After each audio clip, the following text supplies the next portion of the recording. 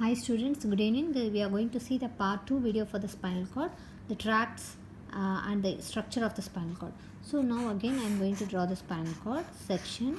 So we are supposed to draw the section like this. Okay, and here you have to draw the postmediate septum and draw like this and give a fissure here anteriorly and then go like this and join it. Understood? Then you have to draw the next line. Now how to draw the spinal nerves. It's coming and you have a bulge here, that is the dorsal root ganglia, and it is coming out. Here is the ventral root, and both the roots they join together and forms the spinal nerve, right? Okay, already in the previous video we saw the structure, what are the nuclei present here. So you should know one thing, this is called ventral root and this is called dorsal root. This is for the motor action and this is for the sensory. So all your sensation has to pass through this only, right? Okay, now what you have to do is, this is the gray matter and here I am supposed to draw the central canal of the spinal cord, right? And here is the gray matter, right? So this one is the gray matter. I have already told you this is the anterior horn and this is the posterior horn. Anterior horn you have the muscle motor movement. Posterior horn is for the sensation. So anterior horn you have to draw the big one that is called alpha neurons and the small one that is called as gamma neurons. This alpha neurons are for big muscles and this small gamma neurons are for the muscle spindle, right? So if I want to move my biceps, this alpha neurons has to be stimulated.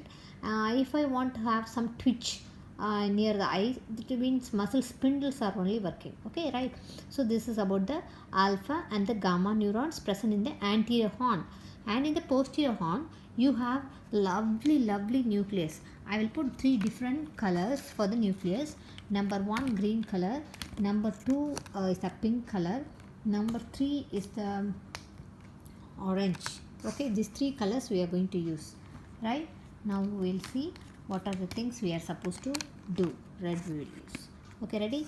Number 1, first sensation is pain and temperature. So you should know one thing, there are ascending tracts and descending tracts. So I will draw first the ascending tracts. Ascending tracts in the sense who are all going up. So who are all going up? Number 1, first one is pain and temperature. We will select sensations, pain and temperature. From the spinal cord, these structures will be going up from the spinal cord. So from the spinal cord, what are all the destinations? So for example, from the Egmore station, the buses, the trains are going to different parts of the country. Like that, from the spinal cord, the sensations are going to, sensations I have already mentioned. So the sensations are going to the thalamus. Okay, number 1. So who are all going to the thalamus? Number 1, that is called spinothalamic tract. Now they are going to the cerebellum. So it is called spinocerebellar tract. Now they are going to the tectum of the midbrain. Tectum means the colliculus area, superior colliculus and the inferior colliculus, which is responsible for the vision and the hearing. Tectum and the reticular formation. Reticular formation is for the awake. If we are awake, if the faculty is shouting and she is shouting at somebody, people will be awake, no? That is because of the reticular formation. If you want to sleep, all your AC is on, all your curtains will be there, so the room is dull and the mild music, everything leads to a deep sleep. Okay, the lecture hall too, right? That is because of the reticular activating system. There is something called as reticular fibers. So the spinal cord and reticular formation is very important, have connection, because when the reticular activating system, system is working properly, you can sit straight in the lecture hall. When the reticular activating system is shutting down, you cannot sit straight because there is a connection between the spinal cord and the reticular formation, right? Like that, your tectum. Tectum is, I said already, I told you this vision. So the reptiles, small birds and all, if they want to see something, they have to move their head and neck area. Because the spinal cord, if it works, then only this bird can move, like us only. So this tectum should have some connection with the spinal cord. Your cerebellum should have some connection with the spinal cord, and your reticular formation should have some connection with the spinal cord. And then fourth, olivary nucleus. So spino olivary, and the last one is the hypothalamus, the sympathetic fibers, sympathetic and parasympathetic. Sympathetic and parasympathetic should have some connection. If you are seeing some lion nearby you, will you stand straight or will you run? So there is a connection. There is some connection between the sympathetic system and the spinal cord. So these are all the connections. So now we are going to write what are the tracts. So what are the ascending tracts you will write? Number 1 is the spinothalamic tract. Very good. Spinothalamic we have written. And while writing the spinothalamic tract, you have to write spinothalamic means you have two spinothalamic. One is called anterior spinothalamic, another one is called lateral spinothalamic. So what are the sensations are carried by lateral spinothalamic? Pain and temperature are carried by the lateral spinothalamic. So what is carried by the anterior spinothalamic? Light touch and the pressure. These two are carried by the anterior spinothalamic. So we have finished the spinothalamic. I have already mentioned it is going to the thalamus. So while writing, it is entering into the spinal cord. So first is pain and temperature we will draw.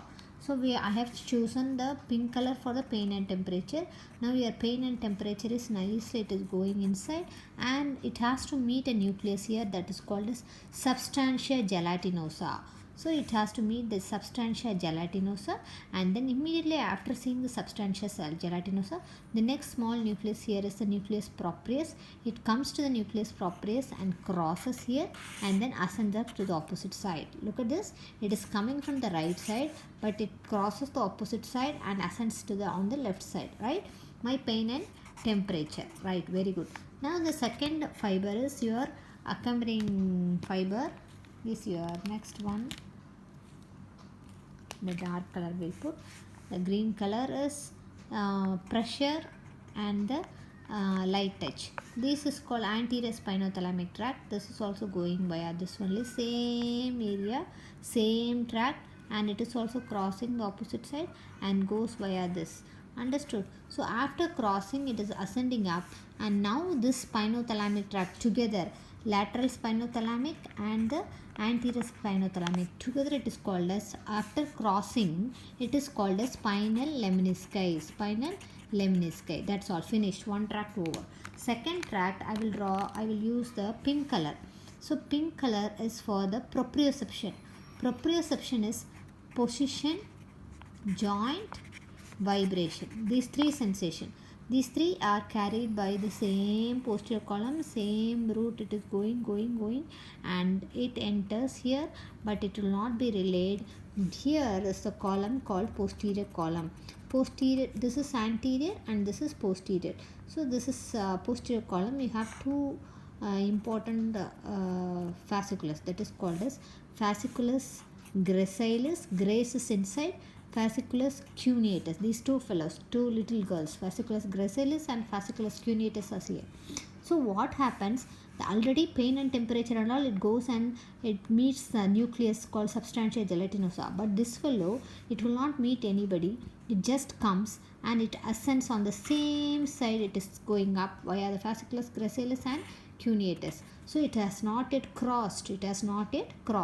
After ascending up, it goes to the medulla. Who is there? You have the medulla. In the medulla, you have the nucleus gracilis and nucleus cuneatus.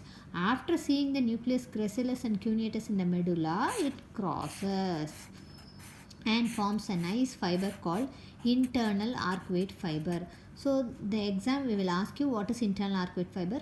That time you should write that the fibers which ascend up, fasciculus gracilis and cuneatus, they go and they relate in the nucleus gracilis and cuneatus, and they cross and they form the internal arcuate fibers, and they ascend up as which lemnisci? Medial lemnisci. So already we saw the spinal lemnisci. You need not write all this stuff in the spinal cord internal structure. Internal structure, you just write the spinothalamic tract, anterior and the lateral spinothalamic, and how it goes, from where it comes and what is the nuclei. So this meets the substantia gelatinosa. This also via the substantia gelatinosa, where it goes, it crosses and it goes to the thalamus, ventrolateral nucleus of thalamus. You should write this, ventrolateral nucleus of thalamus. Finished. Okay, one fiber over. Then second is spinocerebellar. Then next is position, joint, vibration. Position, joint, vibration, these 10 sensation along with discriminative touch. 2-point discriminative touch. You might have learned it in the physiology. Discriminative touch, it is going via the fasciculus gracilis and fasciculus cuneatus and going to the nucleus gracilis and nucleus cuneatus. After reaching the nucleus, it crosses. This is called internal arcuate fiber and it ascends up as medial lemnisci and goes to the thalamus. Finished. Okay, the same pathway you have to write. Okay, right? Next is, and the third one is spinocerebellar. Spinocerebellar. The spinocerebellar, what will you write? Here also you have anterior spinocerebellar and posterior spinocerebellar. Okay. Now posterior spinocerebellar, it goes via the inferior cerebellar peduncle and this goes via the superior cerebellar peduncle. Okay, this and all need not write. Just write these two fibers are there. What is the function you have to write? This is for unconscious proprioception. Unconscious proprioception. This word is very important. This is this posterior column. This position joint vibration are called as posterior column. Posterior column is for conscious proprioception. Conscious proprioception. And this is spinocerebellar is for unconscious proprioception. Finished? Okay, 4. Then I will write the next one, spinotectal. Spinotectal. Okay, so spinotectal, what is the use? Okay, eye movement with the neck movement. Okay, spinotectal over. And last, spinoreticular. This is also facilitates the voluntary movement. And then next is the spino-olivary. Not yet found out the action. And the last one is the tectospinal or spino-olivary. Everything over, right? Tectum, olivary, and hypothalamic fibers. Hypothalamic means your sympathetic and parasympathetic fibers are going via that. That's all about the ascending fibers. Now I am going to write the descending fibers. Descending fibers you have to write first. Number 1 is your, what is the first fiber you are supposed to write? Corticospinal tract. Cortex, from where it is coming? Cerebral cortex. Where it is going? I have already told you. The motor neurons are going to the anterior horn of the spinal cord. Already I told you alpha motor neuron and gamma motor neuron. So cerebral cortex, where it is going? Alpha and gamma motor neurons of the ventral part of the spinal cord. And then what is the role? Voluntary movement. Okay, finished. Very good. Number 2 is, what are the other descending tracts? Again you write, which is coming to the spinal cord. Tectum to spinal cord. Tectospinal. The same thing in reverse order you are writing. Tectospinal. Okay, tectum to spinal cord. Again the same, alpha and gamma motor neurons. Okay, what is the action of that? Movement of the neck. Okay, right. Next one is tectospinal, reticulospinal. Reticulospinal, from where? Reticular formation to the alpha and gamma motor neuron. And what is the action? Facilitate or inhibit with the voluntary action. Voluntary action means it facilitates or inhibits the corticospinal tract. What is the action of corticospinal tract? Contraction of the muscle or something. Voluntary movement. This one facilitates or as well as inhibits. Either action. Both the things can be done. And then fourth one is the vestibular. Very important. Vestibulospinal. Vestibulospinal means if sometimes we hear the sound from the vestibular nucleus to the alpha and gamma motor neurons, we are turning towards the sound. So your neck is moving, your body is moving. So this is the vestibulospinal tract. And next one is the rubrospinal. Rubro means red nucleus. So red nucleus to the alpha and gamma motor neuron. And here what is that? It is for the flexor muscle tone. Improves the flexor muscle tone. And this is for the extensor muscle tone. This is the only tract which is uncrossed. So you should write it is as crossed, crossed, crossed, and only thing is vestibulospinal is uncrossed. So you have written everything. Cortex spinal, you have written tectospinal, rubrospinal, vestibulospinal, olivospinal, olivospinal. Okay, finished. So which influences the flexor muscle tone is rubrospinal, influences the extensor muscle tone is vestibulospinal, right?